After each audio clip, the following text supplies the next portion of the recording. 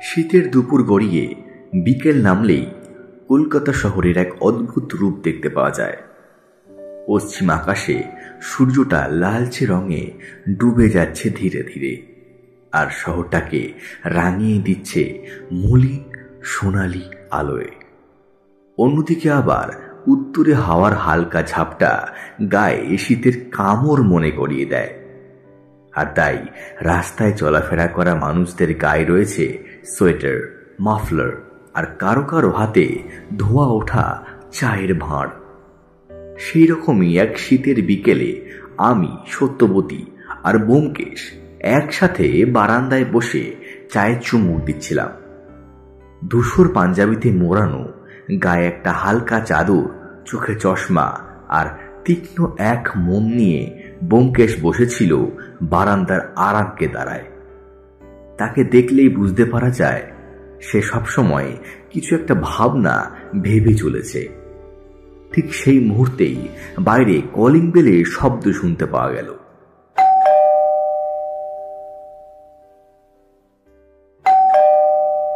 ব্যোমকেশ বলল, কে হতে পারে বলো তো এখন? দাঁড়া ব্যোমকেশ, আমি দেখছি। এই বলে আমি চেয়ার ছেড়ে উঠে দরজা খুলতেই দেখি এক মধ্যবয়স্ক ভদ্রলোক বাইরে দাঁড়িয়ে আছেন। তার মাথার চুল হালকা পাকা এবং তার মুখে উদ্বেগ ও চোখে ক্লান্তি। সে ব্যক্তি বললেন, ব্যোমকেশবাবু বাড়িতে আছেন? ওনার সঙ্গে কি একটু দেখা করতে পারি?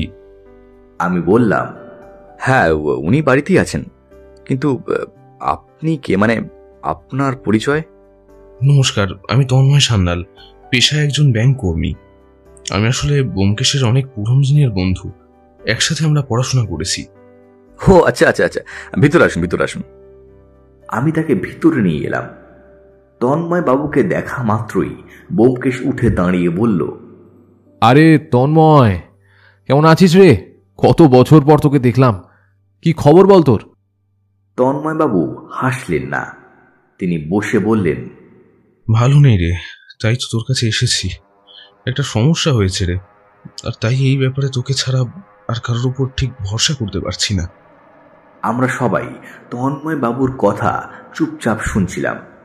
ব্যোমকেশ হালকা গম্ভীর স্বরে বললেন, কেন বলতো, মানে ঠিক কি হয়েছে একটু খুলে বল না। তন্ময় বাবু একটু ইতস্তত করে বললেন, আমার কাকা মেঘনাথ সান্যাল সোনারপুরে থাকেন। উনি খুবই বয়স্ক, ওনার বয়স এখন প্রায় ওই 80-র কাছাকাছি হবে। কিন্তু সমস্যা হচ্ছে, গত 1 মাস ধরে তার বাড়িতে অদ্ভুত সব ঘটনা ঘটছে।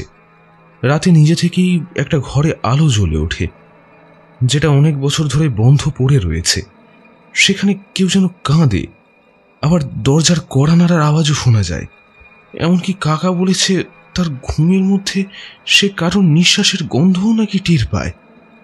ব্যোমকেশ চোখ ছোট করে তাকালো এবং কিছুটা ভ্রু কুঁচকে বলল, আচ্ছা, তোর কাকা কি মানসিকভাবে ঠিক আছেন?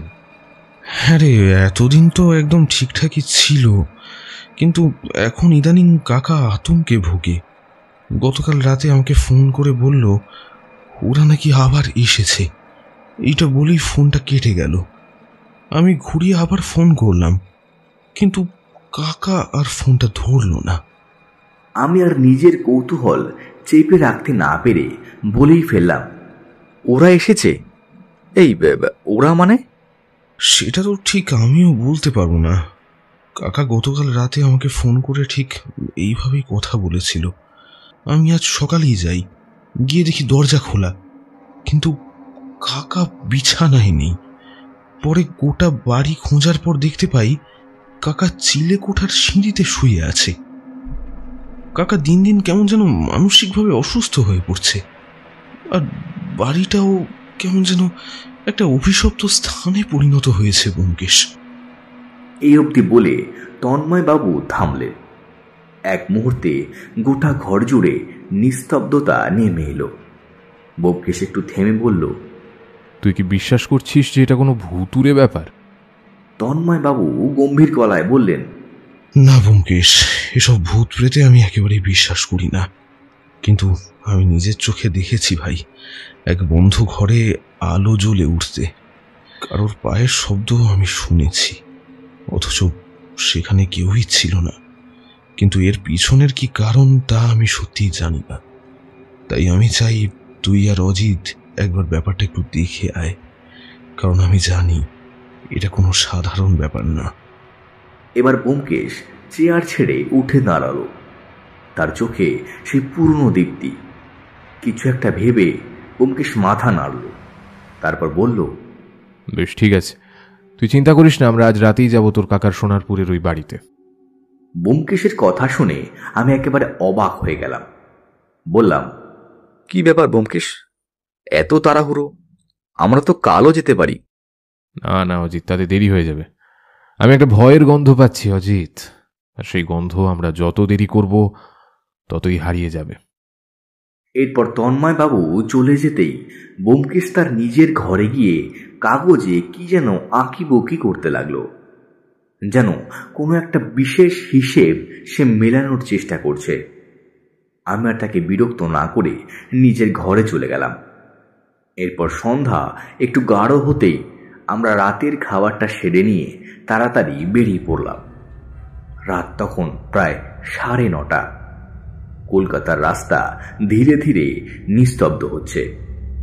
দিনের কোলাহল সরে যাওয়ার পর অলিগলির মুখে নেমে এসেছে এক ঘন নীরবতা। দিনের ব্যস্ততা, চায়ের দোকানের আড্ডা, এখন সবই স্তব্ধ। তার উপরে আবার শীতের রাত। সোনারপুরের এই পুরনো এলাকায় রাতের বেলায় খুব একটা মানুষজন দেখা যায় না।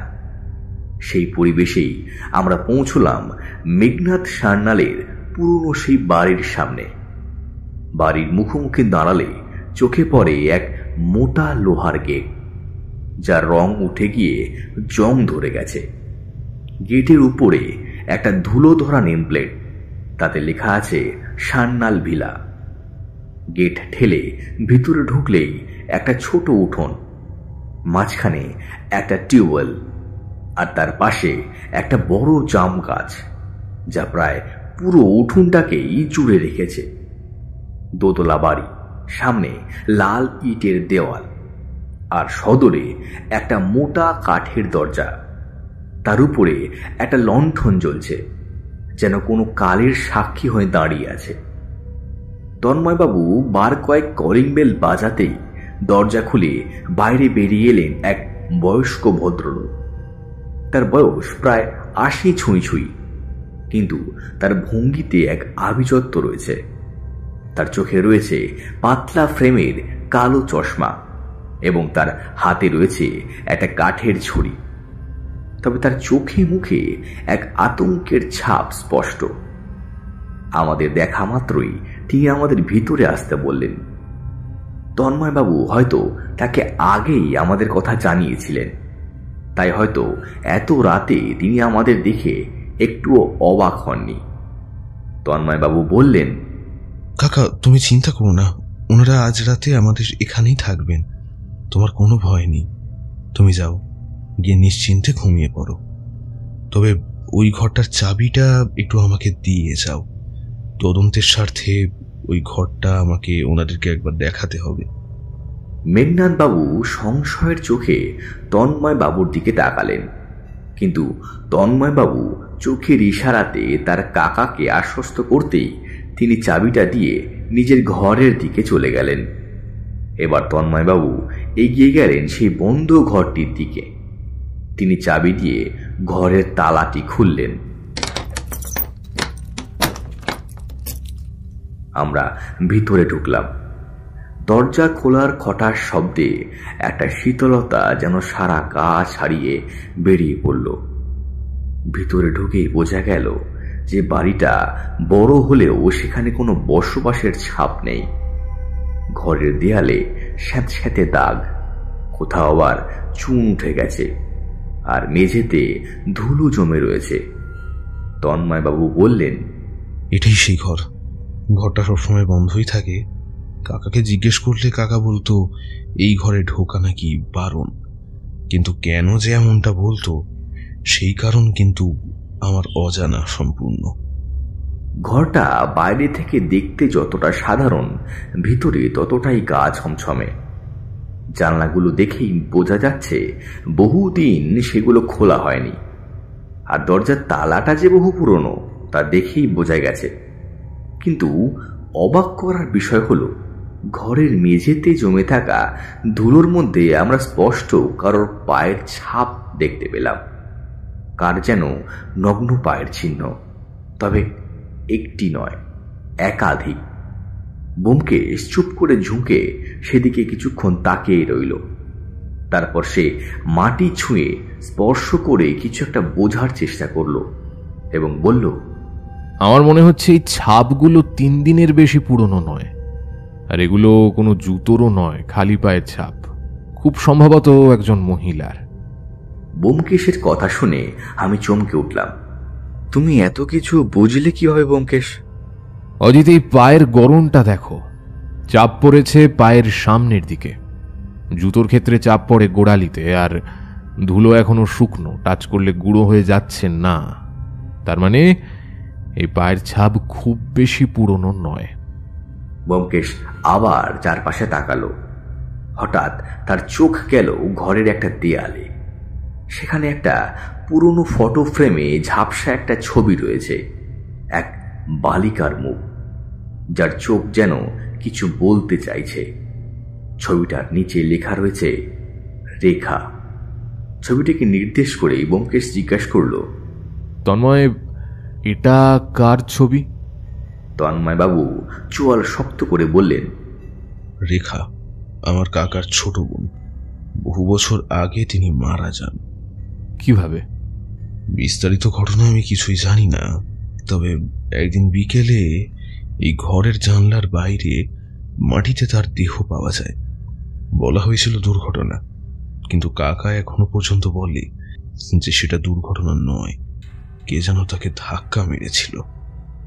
ব্যোমকেশ তখন একেবারে চুপচাপ। গোটা ঘর জুড়ে একটা দীর্ঘ নিস্তব্ধতা। এরপর আমরা ব্যোমকেশের কথা মতোই বাড়ির অন্যান্য ঘরগুলো দেখতে গেলাম। একটা বড় ড্রয়িং রুম, যেখানে টেবিলে এখনো একটা তাসের প্যাকেট খোলা অবস্থায় পড়ে রয়েছে। ব্যোমকেশ সেটি হাতে নিয়ে বলল, এগুলো গতকালও ব্যবহার হয়েছে। তুমি কিভাবে বুঝতে পারছো ব্যোমকেশ? তাসে হাতের ছাপ রয়েছে অজিত। খুব সামান্য আর্দ্রতা লেগে আছে, যা দেখে গতকালের বলেই মনে হচ্ছে। তবে একজনেরই হাতের ছাপ এখানে। কেউ কি তাহলে একা একা তাস খেলেছে? এরপরে এই ঘর ওই ঘর ঘুরতে ঘুরতে আমরা পৌঁছলাম একটা সিঁড়ির ঘরের কাছে, যেখান থেকে সোজা ছাদে ওঠা যায়।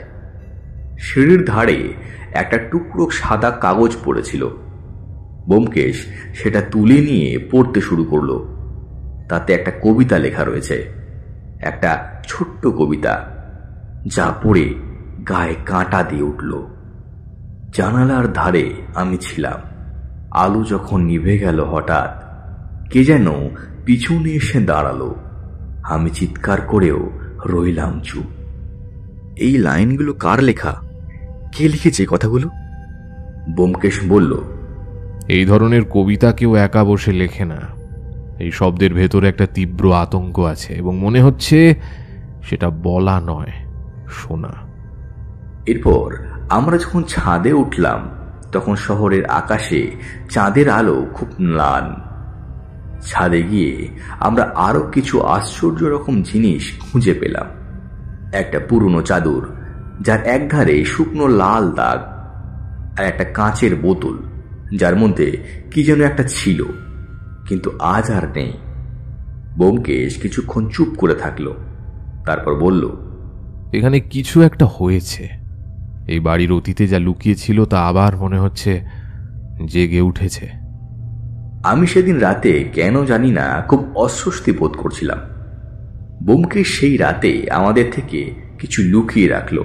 আমি সেটা স্পষ্ট বুঝতে পারছিলাম, কিন্তু ব্যোমকেশকে আমি কিছু জিজ্ঞেস করলাম না। রাত তখন প্রায় 11:30। সোনারপুরে সেই পুরনো বাড়ির প্রতিটা দেয়ালে স্যাঁতস্যাঁতে ঘামের মতো এক অদৃশ্য আতঙ্ক লেপ্টে রয়েছে। বাইরে কলকাতার রাস্তায় হঠাৎ কুকুরের ডাক, কখনো দূরে ট্রামের ঘণ্টার ধ্বনি, সেই সব মিলিয়ে যেন এই রাতের নীরবতাকে আরো ভারী করে তুলছে। আমি ব্যোমকেশ আর তন্ময়বাবু ড্রয়িং রুমে বসে আছি। মেঘনাথবাবু হয়তো ইতিমধ্যেই ঘুমিয়ে পড়েছেন। এখনো অবধি কিন্তু তিনজনেরই কেউ সেরকম ভুতুড়ে ঘটনার সম্মুখীন হয়নি বা উপলব্ধিও করিনি। ঘরের মাঝখানে একটা হ্যারিকেন জ্বলছে। তার কাঁপা কাঁপা আলোয় ব্যোমকেশের মুখটা যেন আরো গম্ভীর আর তীক্ষ্ণ মনে হচ্ছে। ব্যোমকেশ সেই হ্যারিকেনের আলোর দিকে তাকিয়ে এক মনে কি যেন ভেবে চলেছে। তারপর এক সময় সে হঠাৎই বলে উঠল, এই বাড়িতে কেউ আছে অজিত, কেউ আছে এখানে। আমি একেবারে চমকে গেলাম। মানে? মানে এই যে এই বাড়িতে আমরা তিনজন আর মেঘনাথবাবু ছাড়া আর কারোর থাকার কথা নয়, কিন্তু আমি এই বাড়িতে আরও একজনের উপস্থিতি অনুভব করছি, কিন্তু কেন জানি না সেটা আমার ঠিক স্বাভাবিক বলে মনে হচ্ছে না। আমার এতদিনের অভিজ্ঞতাও তার কাছে হার মানছে। ব্যোমকেশের কথা শুনে আমার গায়ে কাঁটা দিয়ে উঠল। ব্যোমকেশ হঠাৎ দাঁড়িয়ে বলল, চলো অজিত, ওপরে যাই। ব্যোমকেশের কথা মতোই আমরা উপরের দিকে গেলাম। সিঁড়ির ধাপে পা দেওয়ার আগেই হঠাৎ করে খচ করে একটা শব্দ হলো, যেন মনে হলো কেউ কড়া নাড়ছে। আর ঠিক সেই মুহূর্তে ওই বন্ধ ঘর থেকে একটা নরম করুণ কান্নার আওয়াজ ভেসে এলো। আমি সেই শব্দ শোনা মাত্রই চমকে উঠলাম। তন্ময়বাবু এতক্ষণ আগে আগে হাঁটছিলেন, তিনি এবার পিছিয়ে এলেন। ব্যোমকেশ চোখ তুলে বলল, তুই কি ভয় পাচ্ছিস তন্ময়? ভয় নয় ব্যোমকেশ, এই শব্দ আমার চেনা। এই শব্দ আমি গত 1 মাসে অনেকবার শুনেছি, কিন্তু এই কান্না, এটা কোনো জীবিত মানুষের কান্না নয় ব্যোমকেশ। আমি এসবে বিশ্বাস করি না ঠিকই, কিন্তু চোখের সামনে যা হচ্ছে তা কি করে অস্বীকার করি বলতো? আমরা ধীরে ধীরে উপরের তলায় উঠলাম। করিডোরে একটু আলো নেই, কিন্তু ব্যোমকেশ তার টর্চটা জ্বালল। তার কাঁপা আলোয় দেখলাম ঘরের দরজাটা একটু খোলা রয়েছে, যেটা কিছুক্ষণ আগেই বন্ধ ছিল। আমি ফিসফিস করে বললাম, দরজাটা তো বন্ধ ছিল, খুলল কি করে ব্যোমকেশ? ব্যোমকেশ আমার কথা কোনো উত্তর দিতে পারল না। ব্যোমকেশ একেবারে হতবাক হয়ে গেছে। আসলে এতদিন যাবৎ যত রকম কেস ব্যোমকেশ সলভ করেছে, তাতে আজ অবধি তাকে এই ধরনের কোনো অলৌকিক ঘটনার সম্মুখীন হতে হয়নি। ঘরের ভিতরে ঢুকতেই বুকটা ধক করে উঠল। ঘরের ঠিক মাঝখানে রয়েছে একটা ছোট্ট কাঠের টুল, আর তাতে বসে আছে এক মেয়ের অবয়ব। সে মুখ নিচু করে বসে আছে, তার পরনে সাদা শাড়ির মতো কিছু একটা, আর তার চুল সামনে ঝুলে পড়েছে। আলো পড়ে সেই চুলে কিছুটা সাদা সাদা চিহ্ন দেখা যাচ্ছে, যেন বহুদিনের ধুলো। আমি জোরে বললাম, কে কে কে আপনি? কোনো সাড়া নেই। ব্যোমকেশ ধীরে ধীরে এগিয়ে গেল সেই দিকে, কিন্তু হঠাৎ সে এক পা ফেলে থেমে গেল। টর্চের আলো সরিয়ে নিয়ে উত্তেজিত হয়ে বলল, অজিত, পিছিয়ে এসো, পিছিয়ে এসো। এই মেয়েটা জীবিত নয়, আমরা চোখের সামনে যাকে দেখছি সেটা ভ্রম মাত্র। মুহূর্তের মধ্যেই দেখলাম সেই মহিলার অবয়ব আর সেখানে নেই। আমি আর ব্যোমকেশ যেন কিছুতেই নিজেদের চোখকে বিশ্বাস করতে পারছিলাম না। এরকম অভিজ্ঞতা আমাদের এর আগে কখনো হয়নি। এটা কি সত্যি কারোর আত্মা, নাকি শুধু আমাদের ভ্রম? আমরা কিছুটা পিছিয়ে আসতে দেখলাম মাটির ধুলোর ওপরে আবার সেই পায়ের ছাপ, কিন্তু এবার সেটা একেবারে টাটকা। ব্যোমকেশ ধীরে ধীরে ঘরের এক পাশে গিয়ে ঝুঁকে পড়ল এবং হঠাৎ নিচু হয়ে মেঝে ঘেঁষে একটা ছোট কাঠের বাক্স টেনে বের করল।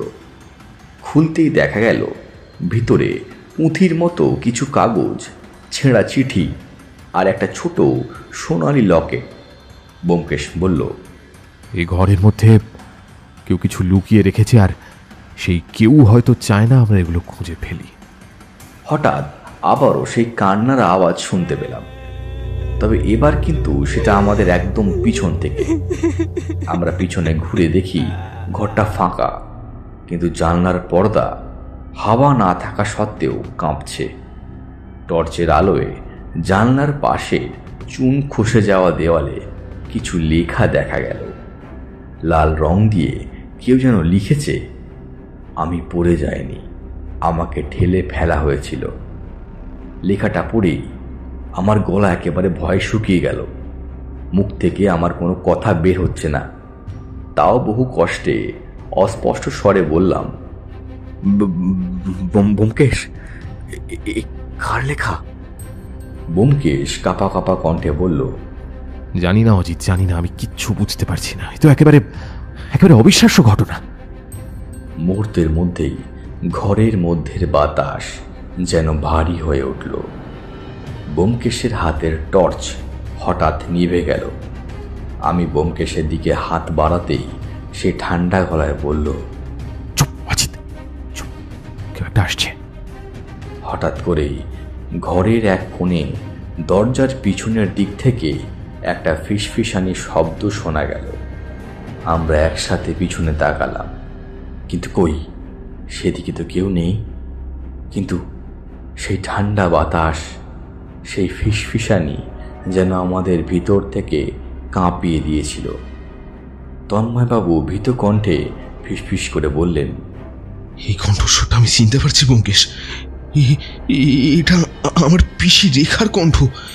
কিন্তু কিন্তু এটা কি করে সম্ভব? পিসি তো বহু বছর আগেই। তন্ময়বাবু কথাটা শেষ করতে পারলেন না, তার গলা ভয়ে জড়িয়ে এলো।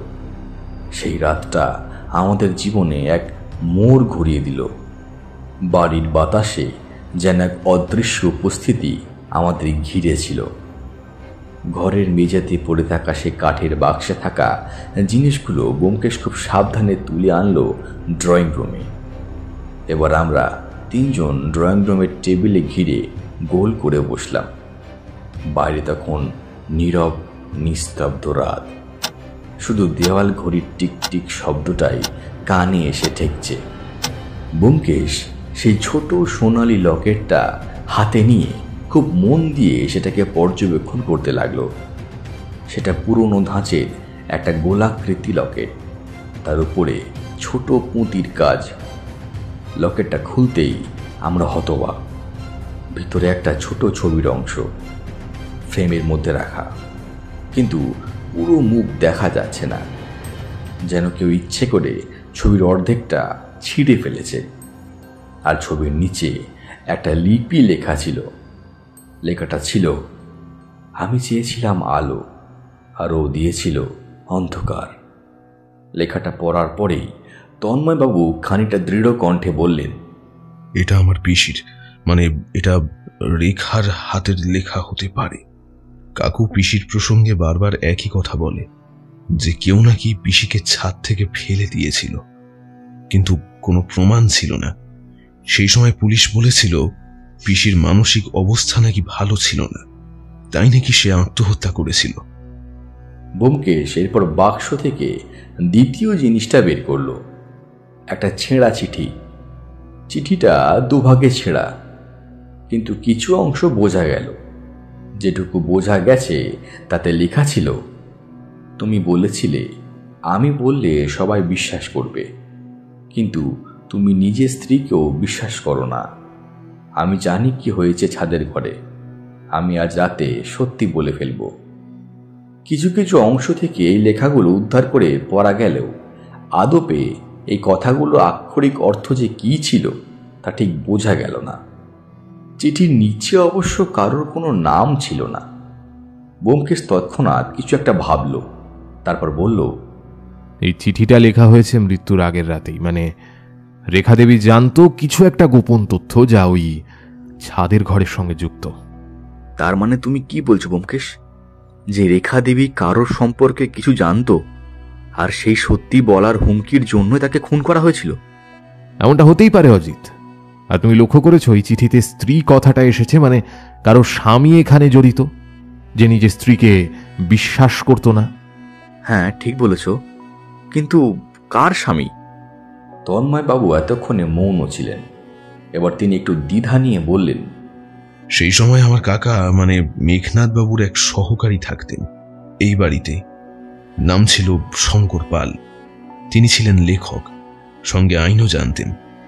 কাকা তাকে অবশ্য খুব বিশ্বাস করতেন এবং তিনি নতুন বিয়ে করেছিলেন ঠিক এই ঘটনার কিছু মাস আগেই।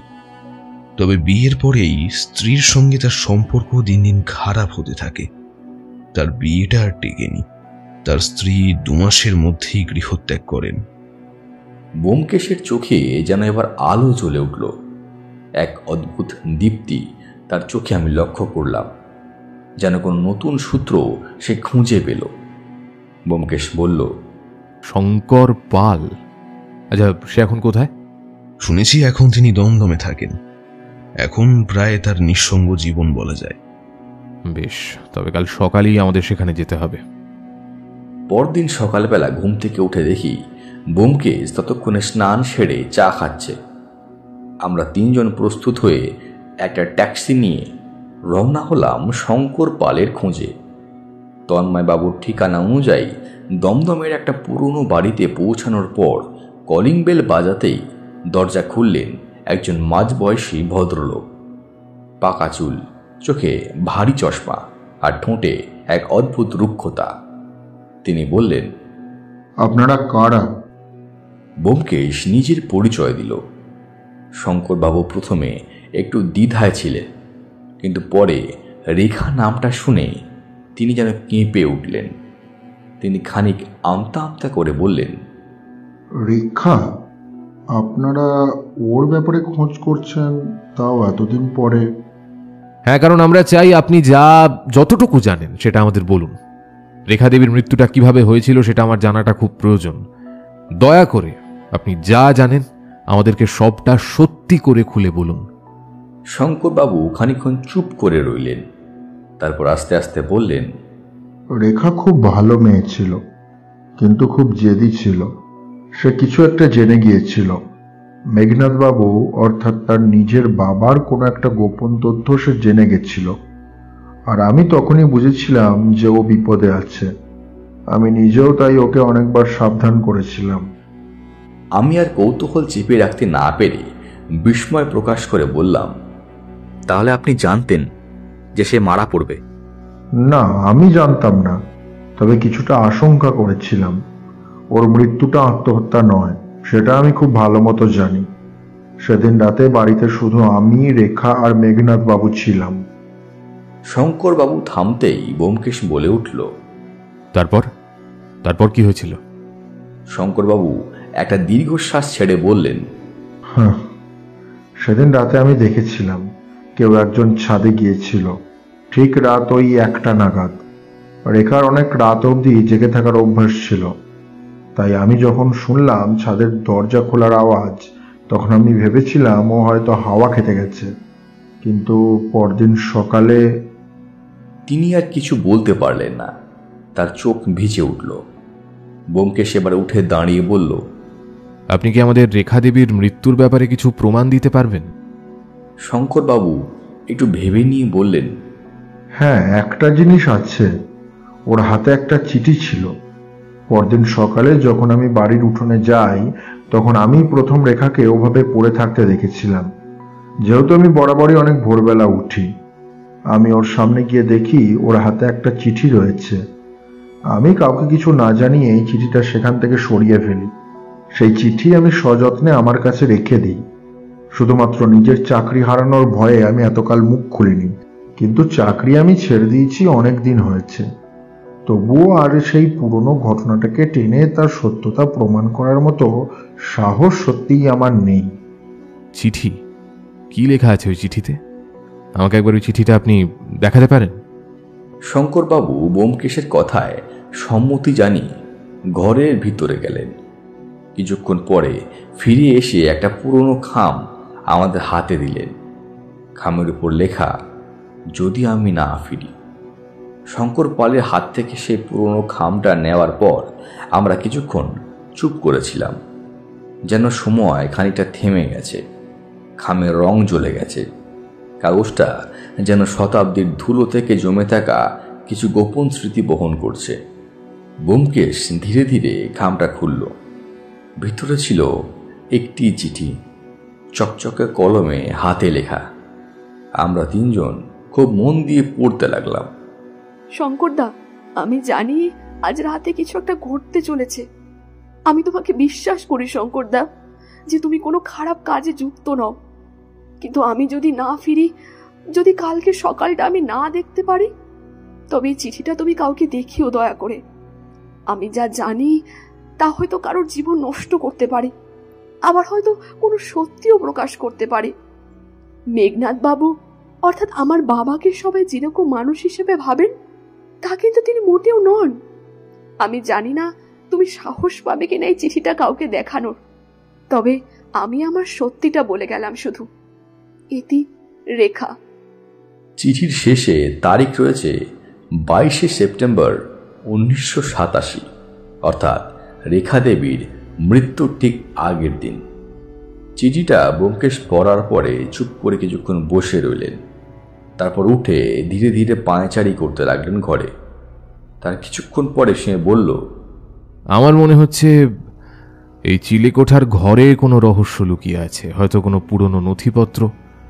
আচ্ছা, আপনি কি বলতে পারবেন এই চিলেকোঠার ঘরে ঠিক কি রয়েছে? দেখুন ব্যোমকেশ বাবু, সেসব তো আমি বলতে পারবো না, তবে মেঘনাথ বাবু ওই ঘরে কাউকে ঢুকতে দিতেন না। আমি ওই হাতে গোনা 2-1বারই ঢুকেছি মাত্র, তাও আবার ওনার সাথেই।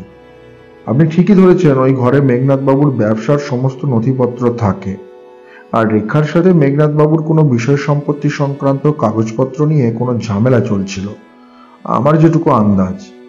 আর যেদিন রাতে রেখা মারা গেল, সেদিন রাতে মেঘনাথ বাবু দোতলায় তার ঘরে ছিলেন না। ব্যোমকেশ পুরো থমকে গেল কিছুক্ষণের জন্য।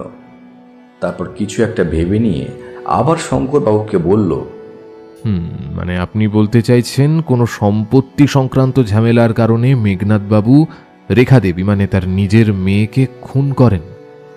শঙ্করবাবু মাথা ঝাঁকিয়ে বললেন, হ্যাঁ, সম্ভবত।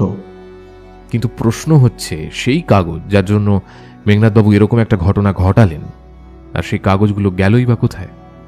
আমি তখন উত্তেজিত হয়ে বললাম, সেই কাগজ যদি এখনো কোথাও থাকে, আর যদি খুনের মোটিভ লোকানো থাকে সেই কাগজে। হ্যাঁ অজিত, একদম ঠিক কথা বলেছ। আর সেই কারণেই আমাদের আবার ফিরতে হবে মেঘনাথবাবুর বাড়িতে। ওনার বাড়ির ওই চিলেকোঠার ঘরটা আমাদের খুঁটিয়ে দেখতে হবে, হয়তো আমি সেখানেই আমার প্রশ্নের উত্তরটা পাবো। তন্ময় বাবুর দিকে তাকিয়ে দেখলাম তার মুখটা ছোট হয়ে গেছে। আসলে তার নিজের কাকা যে এরকম এক ঘৃণ্য কাজের সাথে যুক্ত, সে হয়তো সেটা একেবারেই মেনে নিতে পারছে না। ব্যোমকেশ তাকে সান্ত্বনা দিয়ে বলল, তন্ময় দেখ, এভাবে ভেঙে পড়িস না। এখনো কিন্তু সত্যি আমাদের সামনে আসেনি, আর সত্যি যদি মেঘনাথবাবু দোষী হয়ে থাকেন তাহলে সেই শাস্তিও তাকে পেতেই হবে। কারণ সব রকম অপরাধ ক্ষমা করা গেলেও একটা মানুষের প্রাণ কেড়ে নেওয়ার মতো ঘৃণ্য কাজকে কিছুতেই সমর্থন করা যায় না, তা সেটার পেছনে যাই কারণ থাকুক না কেন। ব্যোমকেশ থামতেই আমি বললাম, সবই তো বুঝলাম ব্যোমকেশ, কিন্তু ওই কাল রাতেই যে মেয়েটার অবয়ব আমরা দেখতে পেলাম, সেটাকে, সেটা তো আর কারো সাজানো ঘটনা নয়। না অজিত, ওটা কোনো সাজানো ঘটনা নয়। যুক্তিতর্কের বাইরে গিয়েও এখনো যে অনেক কিছু ঘটে, কালকের আমাদের ওই দেখা ঘটনাটা তারই প্রমাণ। ওটা রেখা দেবীর আত্মা ছিল জানি। এই যুগে দাঁড়িয়ে বিশেষত আমার মুখে এই কথা শুনতে খুবই অবাক লাগছে, কিন্তু অজিত, নিজের চোখকে কি করে অস্বীকার করি বলতো? রেখা দেবীর আত্মা এখনো শান্তি পায়নি। আমার মনে হয় অপরাধী শাস্তি পেলে তবেই উনি শান্তি পাবেন। চলো অজিত, আর দেরি করা ঠিক হবে না। আমাদের এখনই মেঘনাথবাবুর বাড়িতে যেতে হবে। আবার দুপুরের দিকে আমরা ফিরে এলাম সোনারপুরে সেই পুরনো বাড়িতে। মেঘনাথবাবু দরজা খুলতেই তার চেহারাটা কেমন যেন বিবর্ণ দেখালো। ঘুমিয়েছিলেন কিনা তা ঠিক বোঝা গেল না, তবে তার চোখ দুটো যেন সবকিছু দেখেও কিছু না দেখার ভান করছে। মেঘনাথবাবু ঠান্ডা কণ্ঠে বললেন, আপনারা ফিরে এসেছেন? হ্যাঁ, আসলে আপনার সাথে কিছু কথা ছিল। আমরা আপনার বাড়ির ওই চিলেকোঠার ঘরটা একটু দেখতে চাই। মেঘনাথবাবু কেমন যেন থমকে গেলেন। খানিক ইতস্ততভাবে বললেন, ছেলে কোঠার ঘর, সেখানে কি আছে? ওই ঘরে কিছু পুরনো কাগজপত্র থাকতে পারে বলে শুনেছি। রেখা দেবীর মৃত্যুর আগের রাতের প্রসঙ্গে। কথাটা শোনা মাত্রই উনি সোজা তাকালেন ব্যোমকেশের দিকে।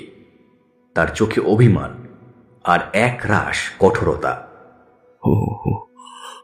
ওসব ভুলে যান। পুরনো কাঁটা কাটলে শুধু রক্তই বেরোয়। ভুলে যান সব। বেশ, দেখা যাক না কি বেরোয়। আপনি ঘরের চাবিটা দিন। ব্যোমকেশ খানিকটা আদেশের সুরেই কথাটা বলল মেঘনাথ বাবুকে। ব্যোমকেশের কণ্ঠস্বর বেশ ভারী বলেই মনে হলো। মেঘনাথ বাবু আর কোনো উপায় না দেখে অগত্যা চাবিটা ব্যোমকেশের হাতে তুলে দিতে বাধ্য হলেন। ব্যোমকেশ আর কিছু না বলে তন্ময় বাবুর দিকে একবার তাকিয়ে ছাদের দিকে উঠে গেল। ছাদটা ছিল ভাঙাচোরা, মজবুত হলেও কিছু অংশে শ্যাওলা আর কোথাও কোথাও দাগও রয়েছে। আর তার পাশেই রয়েছে সেই পুরনো চিলিকোঠার ঘরটা। ঘরে একটা বহু পুরনো তালা ঝুলছে। ব্যোমকেশ তালাটা খুলতেই আমরা ঘরের ভিতরে প্রবেশ করলাম। এই দরজাটাকে যে কবে বন্ধ করা হয়েছিল তার ঠিক হিসেব নেই। দরজাটা খুলতেই একরাশ ধুলো ঝরে পড়ল।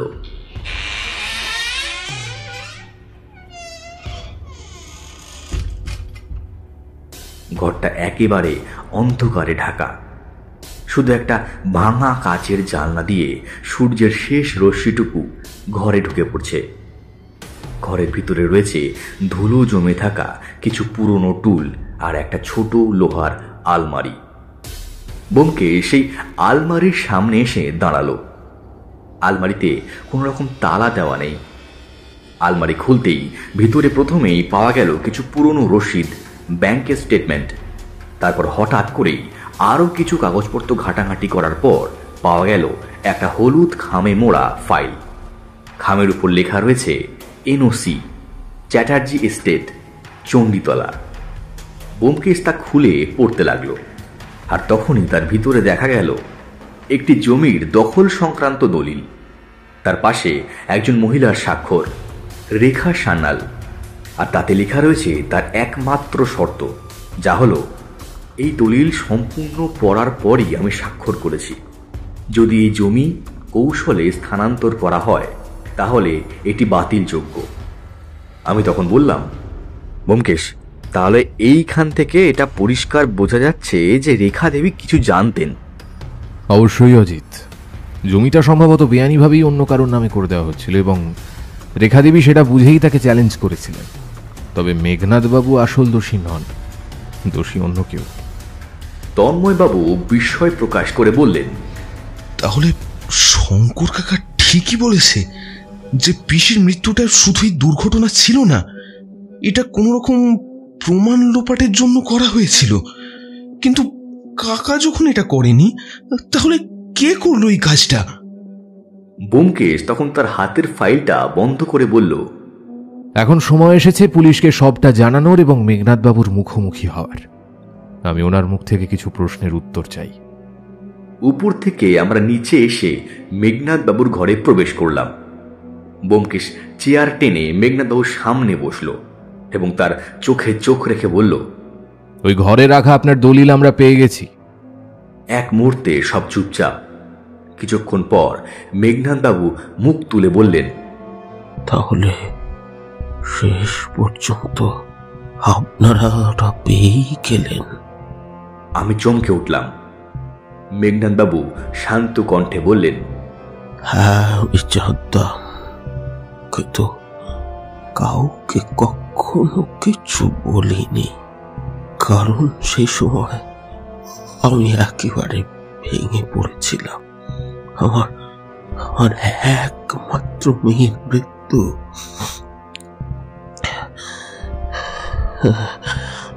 আমার জীবনটা একেবারে শেষ করে দিয়েছিল। ব্যোমকেশ চোখ সরিয়ে বলল, আপনি কি জানেন রেখা দেবীকে ছাদ থেকে কে ফেলে দিয়েছিল? কিছুক্ষণ চুপ থাকার পর মেঘনাথ বাবু ক্ষীণ স্বরে বললেন,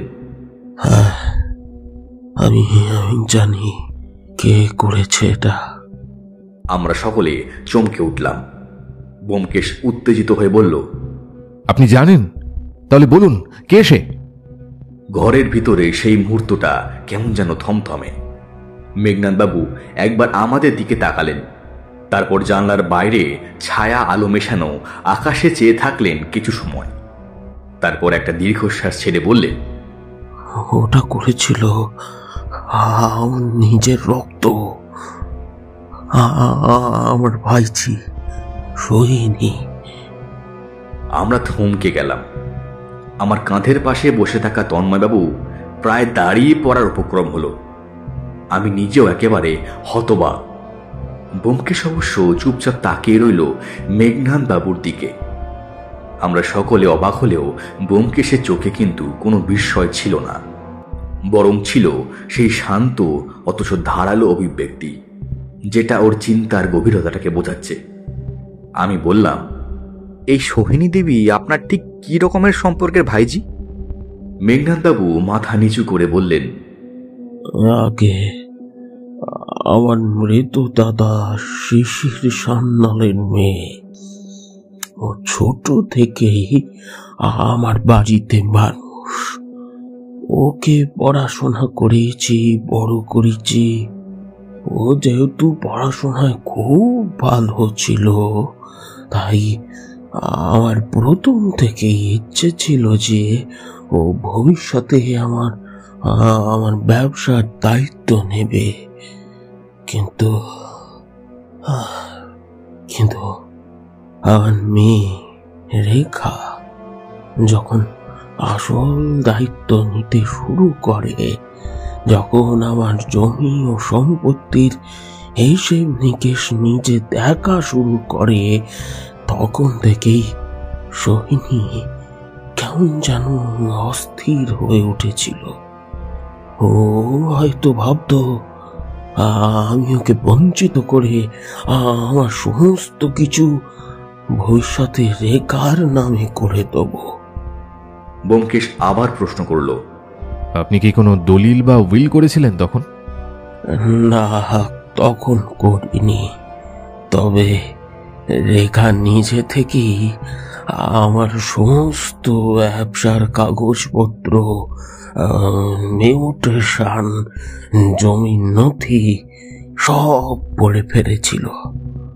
ও বুঝে ফেলেছিল কোথায় অনিয়ম হয়েছে আর কে কে আমায় ঠকিয়েছে।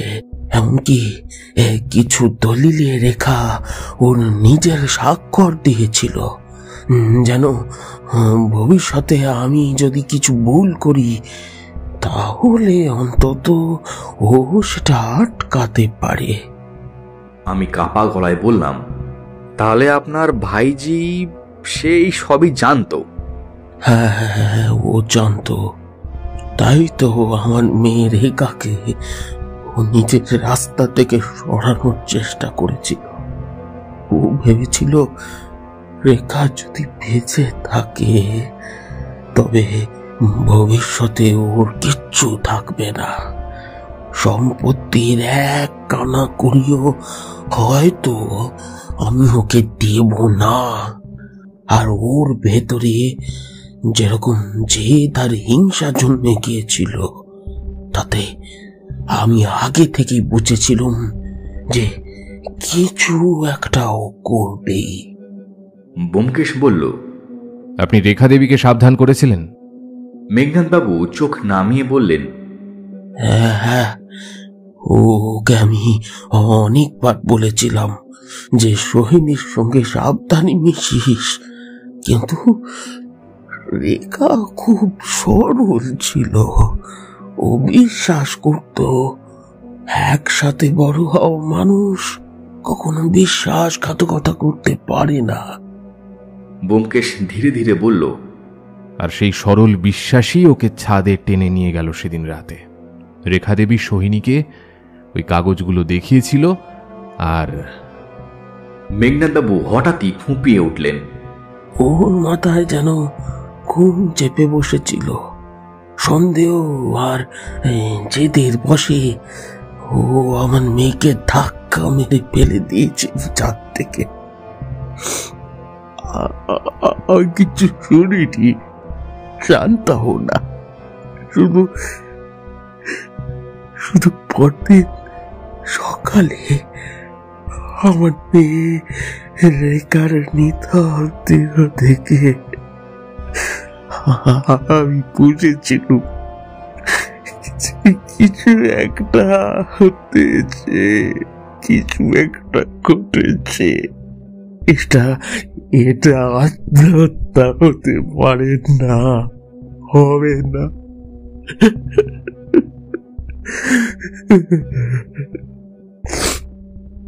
গোটা ঘরে যেন শোক আর অপরাধবোধ মিলেমিশে গুমোট হয়ে উঠল। মেঘনাথ বাবুর চোখ বেয়ে অঝরে জল পড়তে লাগলো। একটু পরে ব্যোমকেশ বলল, আপনি যখন এটা জানতেন তাহলে এতদিন আপনি কিছু বলেননি কেন? কারণ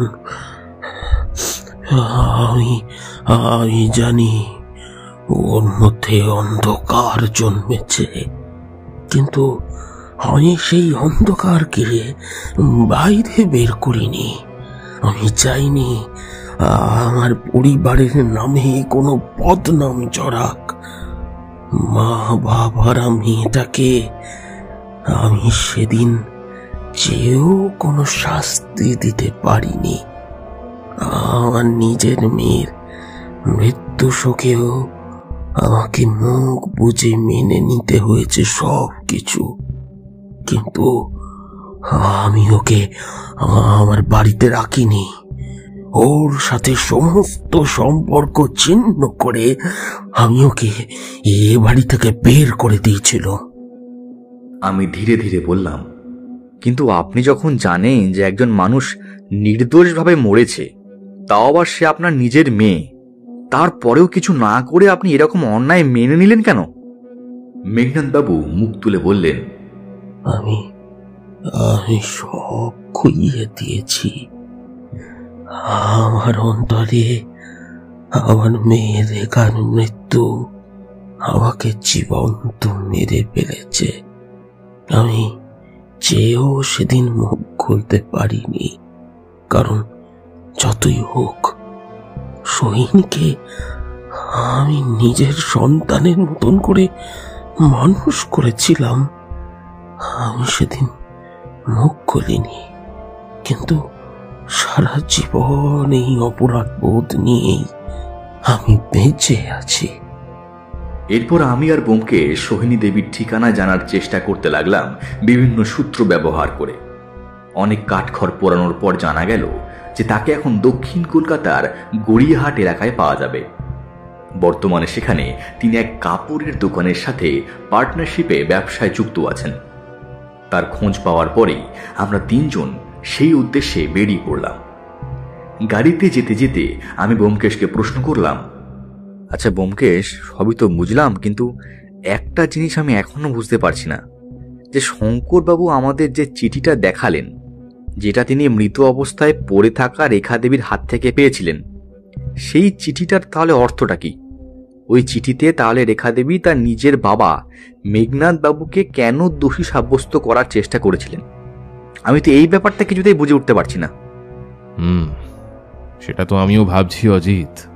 সব হিসেব মিলে গেলেও এই হিসেবটা আমি ঠিক মেলাতে পারছি না এখনো। দেখা যাক, আশা করছি সোহিনী দেবীর সাথে কথা বললে এর সমাধান সূত্র আমরা পেয়ে যাব। দক্ষিণ কলকাতার সেই কাপড়ের দোকানে গিয়ে পৌঁছতেই ব্যোমকেশ সেই দোকানে গিয়ে কিছু প্রশ্ন করে ভিতর থেকে কিছু তথ্য বের করে আনলো। প্রথমেই জানা গেল যে সোহিনী দেবীর ব্যবহারে অদ্ভুত রকম ঠান্ডা জেদ রয়েছে, আর দোকানের কর্মচারীরা ওনাকে জানালেন উনি কাউকে সহজে বিশ্বাস করেন না, আর তার অতীতের কথা উঠলে তিনি নাকি মুখ গোমড়া করে ফেলেন। ব্যোমকেশ বুঝতে পারল সরাসরি তাকে ডেকে পাঠালে তিনি কোনো কথা বলতে চাইবেন না, তাই এক কৌশলে তার দোকানের শাড়ি এক্সিবিশনের ইন্টারভিউ নেওয়ার জন্য ব্যোমকেশ তাকে আমন্ত্রণ জানালেন শহরের এক 5 তারা হোটেলে। রাত্রি 8টা নাগাদ আমরা সকলে হোটেলের কনফারেন্স রুমে বসে তার জন্য অপেক্ষা করছিলাম, ব্যোমকেশ, আমি আর তন্ময়বাবু। সেই সময় হালকা রঙের সিল্ক শাড়ি পরে চুল পিছনে বাঁধা, একটা ঠান্ডা অথচ আত্মবিশ্বাসী মুখে সোহিনী দেবী সেখানে উপস্থিত হলেন। সেখানে উপস্থিত হওয়া মাত্রই ব্যোমকেশকে দেখে সোহিনী দেবী কিছুক্ষণের জন্য থমকে গেলেন। কারণ ব্যোমকেশকে এই শহরে চেনে না এমন মানুষ খুব কমই আছে। আর তার থেকেও বেশি অবাক হলেন যখন তার দৃষ্টি গিয়ে পড়ল তন্ময় বাবুর উপরে। অনেক বছর আগে দেখলেও তিনি তন্ময় বাবুকে ঠিক চিনতে পেরেছেন। কিছু একটা বিপদের আশঙ্কা বুঝতে পেরেই সোহিনী দেবী তড়িঘড়ি কনফারেন্স রুমের দরজা খুলে বাইরে বেরোবার চেষ্টা করেন। কিন্তু ব্যোমকেশের নির্দেশ মতো রুম অলরেডি বাইরে থেকে লক করে দেওয়া হয়েছে। সোহিনী দেবী পালানোর পথ বন্ধ দেখে উচ্চ কণ্ঠে চিৎকার করে বললেন, কি ব্যাপারটা কি? আমাকে এই ধরনের হ্যারাসমেন্টের কারণ কি? আপনারা কি চাইছেন বলুন তো? আপনাদের নামে কিন্তু আমি থানায় কেস করতে বাধ্য হব। আরে সোহিনী দেবী, এত উত্তেজিত হচ্ছেন কেন? বসুন বসুন, আপনার জন্যই আমরা এতক্ষণ অপেক্ষা করছি। আর আপনি চলে গেলে হবে? আমার জন্য? ব্যোমকেশ চেয়ার থেকে উঠে দাঁড়িয়ে বলল, হ্যাঁ, আপনার জন্য। কারণ আপনি একজন নিরপরাধ মেয়েকে মেরে ফেলেছেন। নাম রেখা সান্যাল, 22 সেপ্টেম্বর 1987, সোনারপুরের সান্যাল বাড়ির ছাদ থেকে। ঘর জুড়ে একটা দীর্ঘ নীরবতা। সোহিনী দেবীর মুখটা একেবারে থমকে রয়েছে, তার ঠোঁট একবার কেঁপে উঠল। তিনি ভয় মিশ্রিত কণ্ঠে বললেন, আপনার কাছে প্রমাণ আছে? ব্যোমকেশ মৃদু হেসে বলল, আপনি নিজেই আপনার কাকাকে ঠকিয়ে কালো খামে মোড়া সেই জমির দলিলে স্বাক্ষর করেছেন, যা রেখা দেবী খুঁজে পেয়েছিলেন। আর তারপর রেখা দেবী নিজেও সতর্ক হয়ে যান, আর সাথে মেঘনাথ বাবুকেও আপনার ব্যাপারে সতর্ক করে দেন। আর আপনি তখন থেকেই ভাবতে শুরু করেন যে মেঘনাথ বাবু তার সমস্ত সম্পত্তি রেখা দেবীকে দিয়ে দেবেন, আপনি কিছুই পাবেন না। ঠিক তখন থেকেই আপনার মনের মধ্যে হিংসা জন্মায়, আর তা থেকেই আপনি এরকম একটা কাজ করার সিদ্ধান্ত নেন, এবং অবশেষে নিজের প্রতিহিংসাকে চরিতার্থ করতে আপনি রেখা দেবীকে ছাদ থেকে ধাক্কা মেরে ফেলে দেন। আমি লক্ষ্য করলাম সোহিনী দেবীর মুখ একেবারে ছোট হয়ে গেছে। তবে একটু পরেই তিনি জোর গলায় বলে উঠলেন, হ্যাঁ হ্যাঁ, রেখা ওটা ডিজার্ভ করতো। সে কে ছিল আমার? কাকার নিজের মেয়ে হলেও বরাবরই কাকার যাবতীয় ব্যবসার কাজ আমিই সামলে এসেছি। আর ও হঠাৎ এসে আমার সবকিছু কেড়ে নিতে চেয়েছিল, আমার জায়গাটাও নিতে চেয়েছিল। আমি ছোটবেলা থেকে যা পাইনি সেটাও এক মুহূর্তে পেয়ে যাচ্ছিল, আর আমি সেটা কিছুতেই মেনে নিতে পারিনি। এই স্বীকারোক্তি যেন গোটা ঘর জুড়ে বেড়াতে লাগলো। সোহিনী দেবী দাঁড়িয়েছিল আমাদের ঠিক সামনে। তার মুখে এক ধরনের জমাট বাঁধা বিষণ্ণতা, চোখে অব্যক্ত অভিমান, আর দীর্ঘদিনের চেপে রাখা অন্ধকার ঘূর্ণির মতো তা ঘুরছিল। তবে তার স্বীকারোক্তির প্রথম লাইন, হ্যাঁ হ্যাঁ, রেখা ওটা ডিজার্ভ করতো, এই শব্দগুলো যেন শুধু কানে বাজতে থাকলো। আমি সোহিনী দেবীর দিকে তাকিয়ে বললাম, আপনার এতটা রাগ ছিল রেখা দেবীর উপরে যে আপনি তাকে খুন করতে বাধ্য হলেন? সোহিনী দেবী ঠান্ডা গলায় উত্তর দিলেন, রাগ নয়, সেটা ছিল ন্যায্যতা। ছোটবেলা থেকে আমি ওই বাড়িতে মানুষ হলেও সব সময় সব ভালো জিনিসটা রেখাই পেত। আর যেই কাকা আমাকে ভরসা করে ব্যবসার দায়িত্ব দিল, তখন ও নিজেকে হঠাৎ করে আমার উপর বসাতে এসেছিল। আমি তাই আর সবকিছু মুখ বুজে একেবারে মেনে নিতে পারিনি। ব্যোমকেশ এবার খানিক কড়া গলায় বলল, একজন নিরপরাধ মানুষকে ছাদ থেকে ফেলে মারা কোনোভাবেই ন্যায্যতা নয় সোহিনী দেবী, সেটা অপরাধ। আপনি জানতেন ওই রাতে ছাদ ফাঁকা থাকবে, তাই আপনি জেনে শুনে রেখা দেবীকে ছাদে নিয়ে গিয়েছিলেন। সোহিনী দেবী এবার মাথা নিচু করে বললেন, বিশ্বাস করুন ব্যোমকেশ বাবু, আমি সত্যি চাইনি ওকে মেরে ফেলতে। আমি শুধু চেয়েছিলাম ওকে ভয় দেখাতে, ও যেন এই ব্যবসা থেকে পিছু হটে যায়।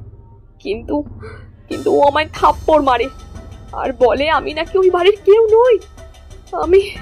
আমি আর তখন নিজের মধ্যে থাকতে পারিনি, বিশ্বাস করুন। এতটা বলে সোহিনী দেবী থামলেন। তার চোখ থেকে এক ফোঁটা জল গড়িয়ে পড়ল। বিশ্বাস করুন, ধাক্কাটা যে ওইভাবে লেগে যাবে সেটা আমি নিজেও বুঝিনি। আমি শুধু ধাক্কাই দিয়েছিলাম ওর কাঁধে, কিন্তু হঠাৎ করে পিছলে গেল।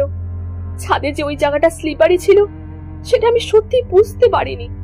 আমি ছুটে গিয়ে ওর ওড়নাটা ধরার চেষ্টা করেছিলাম, কিন্তু সেটা ফসকে গিয়ে ও নিচে পড়ে যায়। আমি তৎক্ষণাৎ নিচে গিয়ে দেখি ও মারা গেছে।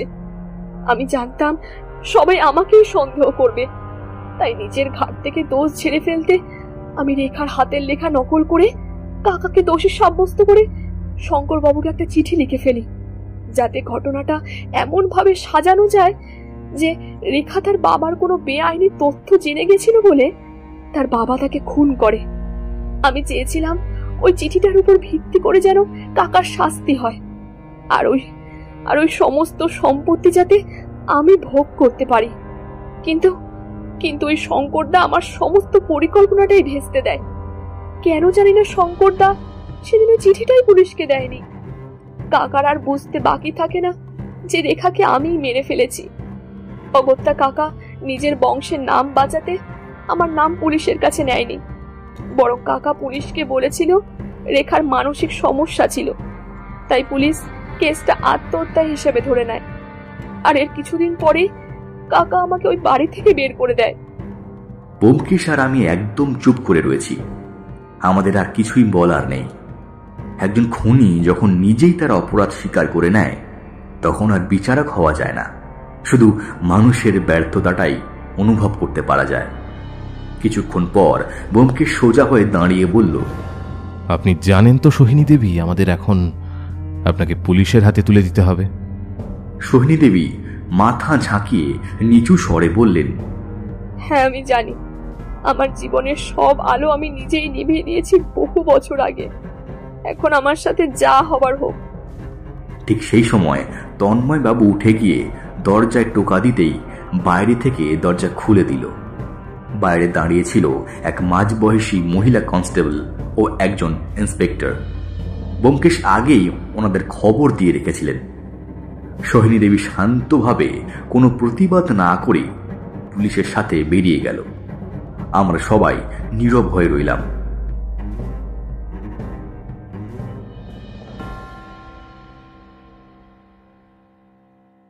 রাত 10:30। আমরা ফিরে এলাম সোনারপুরে মেঘনাথ সান্যালের বাড়িতে। মেঘনাথ বাবুকে দেখে মনে হলো তিনি যেন আমাদের জন্যই অপেক্ষা করছিলেন, যেন কিছু জানার জন্য অধীর আগ্রহে অপেক্ষা করছিলেন তিনি। ব্যোমকেশ বলল, আমরা সোহিনী দেবীকে পুলিশের হাতে তুলে দিয়েছি, স্বীকারোক্তিও রেকর্ড করা হয়েছে ওনার। মেঘনাথ বাবু চুপ করে কিছুক্ষণ দাঁড়িয়ে থাকলেন, তারপর ধীরে ধীরে একটা চেয়ার টেনে বসলেন এবং বললেন, আমার রক্তের মেয়ে না হয়েও আমার হৃদয়ের অনেকটা বড় অংশ ছিল। ওকে আমি মানুষ করেছি, খাইয়েছি, পড়িয়েছি, কিন্তু ওর মনটা আমি কোনোদিনই চিনতে পারিনি। ও যে আমার এত বড় সর্বনাশ করবে তা আমি কখনোই কল্পনাও করতে পারিনি। আমার ভালোবাসার প্রতিদান যে ও এইভাবে দেবে আমি সত্যিই তা ভাবতে পারিনি। আমি একটু থেমে বললাম, রেখা দেবীর জন্য আপনি এখনো ভিতরে ভিতরে দগ্ধ হন, তাই তো? হ্যাঁ, আমি ওকে রক্ষা করতে পারিনি। জানতাম সোহিনীর মধ্যে ভয়ঙ্কর কিছু একটা জন্ম নিচ্ছে, তবুও আমি চুপ করে গিয়েছিলাম। একরকম আত্মপ্রবঞ্চনায় ছিলাম যে হয়তো ভুল ভাবছি সমস্ত কিছু। এখন বুঝছি আমার এই চুপ করে থাকাটাই আমার মেয়ে রেখার মৃত্যুর সবচেয়ে বড় কারণ। মেঘনাথ বাবু মাথা নিচু করেই বসে রইলেন। তন্ময় বাবুকে ব্যোমকেশ বলল, তন্ময়, তোর কাকার একটু খেয়াল রাখিস, ওনার বয়স হয়েছে তো। আর হ্যাঁ, রেখা দেবীর আত্মা এতদিনে শান্তি পেয়েছে, কারণ তার মৃত্যুর জন্য যে দায়ী সে এতদিনে ধরা পড়েছে। এটাই রেখা দেবী এতদিন ধরে চাইছিলেন। তাও একজন ভালো পুরোহিত ডেকে বাড়িতে একটা পুজো করিয়ে নিস। বেশ, আমরা তবে চলি। এই বলে আমরা বেরিয়ে এলাম সান্যাল বাড়ি থেকে। গাড়ি ছুটছে বালিগঞ্জের দিকে। বাইরে রাত অনেকটাই গভীর হয়েছে। ল্যাম্পপোস্টের হালকা আলোয় শহরের রাস্তা যেন আরো বেশি নিঃসঙ্গ লাগছে। আমরা দুজন চুপচাপ বসে আছি। এই ঘটনার রেশ যেন এখনো আমাদের মনের ভিতরে ক্রমাগত ঘুরপাক খাচ্ছে। হঠাৎ ব্যোমকেশ জানলার দিকে তাকিয়ে বলল, অজিত, জানো, একটা মানুষ কতটা অন্ধকার নিজের মধ্যে জমিয়ে রাখতে পারে সেটা বাইরে থেকে দেখে কিছুই বোঝা যায় না। সোহিনী দেবীর মতো একটা মেয়ে যে নিঃশব্দে ঘরের মধ্যে হাঁটতো, বিনয়ীভাবে কথা বলতো, তার ভেতরে এমন এক ভয়ঙ্কর হিংসা, এমন এক জমাট অভিমান জন্ম নিয়েছে যা একদিন খুনের রূপ নেবে, এই কথা কেউ কল্পনা করতে পেরেছিল? হ্যাঁ, কিন্তু তুমি তো সোহিনী দেবীর নাম শোনার পরেই ধরে নিয়েছিলে যে উনি আসল খুনি। ব্যোমকেশ মাথা নাড়িয়ে বলল, হ্যাঁ অজিত, সন্দেহ করেছিলাম, কারণ রেখা দেবীর মৃত্যুটা ছিল খুব ব্যক্তিগত। যেভাবে ছাদে একা ডেকে নিয়ে গিয়ে ঠেলে ফেলা হয়েছিল সেটা রাগে নয়, বরং দীর্ঘদিনের অপমান ও অবদমনের প্রতিশোধ।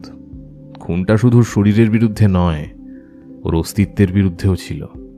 কিন্তু সোহিনী দেবী তো রেখা দেবীকে নিজের বোনের মতো, আর ওই একই বাড়িতে ওরা মানে বড় হয়েছে, তাহলে? ব্যোমকেশ এবার হালকা গলায় কিন্তু তীক্ষ্ণ কণ্ঠে বলল, সেটাই তো মজা অজিত। আমরা ধরেই নিয়ে একসাথে বড় হওয়া মানে একে অপরকে ভালোবাসা, কিন্তু অনেক সময় কাছের মানুষরাই হয়ে ওঠে সবচেয়ে ভয়ঙ্কর, কারণ ওরাই জানে কোথায় আঘাত করলে সবচেয়ে বেশি ব্যথা পাওয়া যায়। এই কেসটা আমাকে আবারও মনে করিয়ে দিল যে খুন সবসময় ছুরি বা পিস্তল দিয়ে হয় না, কখনো কখনো সেটা হয় অবহেলা দিয়ে, সম্পর্কের অসমতা দিয়ে। একজন মানুষ দিনের পর দিন অবজ্ঞা, অবিচার আর চেপে রাখা অভিমানে এতটাই ঘনীভূত হয়ে ওঠে যে একসময় একটা ছোট্ট মুহূর্তেই একটা বিস্ফোরণ ঘটে যায়। আমি হালকা গলায় জিজ্ঞেস করলাম, তাহলে তুমি বলছো সোহিনী দেবী খুনি হলেও তিনি এক অর্থে শিকারও ছিলেন? ব্যোমকেশ মুখে হাসি টেনে বলল, হ্যাঁ, তিনি শিকার, কিন্তু নিজের তৈরি করা ফাঁদেই তিনি পা দিয়েছেন। সমাজ, পরিবার হয়তো তাকে অবহেলা করেছে, কিন্তু নিজের ভেতরের আলো তিনি নিজেই নিভিয়ে দিয়েছেন। এটাই তার সবচেয়ে বড় অপরাধ। প্রত্যেকটা মানুষ অন্ধকার নিয়ে জন্মায়, কিন্তু আলো খোঁজার দায়িত্বটা তার একান্তই নিজের। আমি চুপ করে গেলাম। বাড়ি তখন ঘন অন্ধকার, কিন্তু ব্যোমকেশ যেন জানলার বাইরে তাকিয়ে কিছু একটা খুঁজে চলেছে। সে একবার আমার দিকে তাকিয়ে বলল, এই কেস আমাকে একটা কথাই শিখিয়েছে অজিত, ঘরের অন্ধকার দূর করতে বাইরে থেকে আলো এনে লাভ নেই। যদি ভেতরের আলোটাই কেউ নিভিয়ে রাখে, আলো কখনো বাইরে থেকে আনা যায় না, সেটা আমাদের মন থেকে জন্মায়। যদি সেই মনের আলোটাই নিভে যায়, তবে কোনো ঘরে আলো জ্বলে না, কোনো সম্পর্ক টেকে না, আর কোনো জীবনও শেষ পর্যন্ত আলোকিত হয় না। আমি ব্যোমকেশের কথায় কোনো উত্তর দিলাম না, শুধু জানলার বাইরে তাকিয়ে বুঝতে চেষ্টা করলাম আজকের রাতটা কি সত্যিই অন্ধকার, নাকি আমার মনেই আলো কম।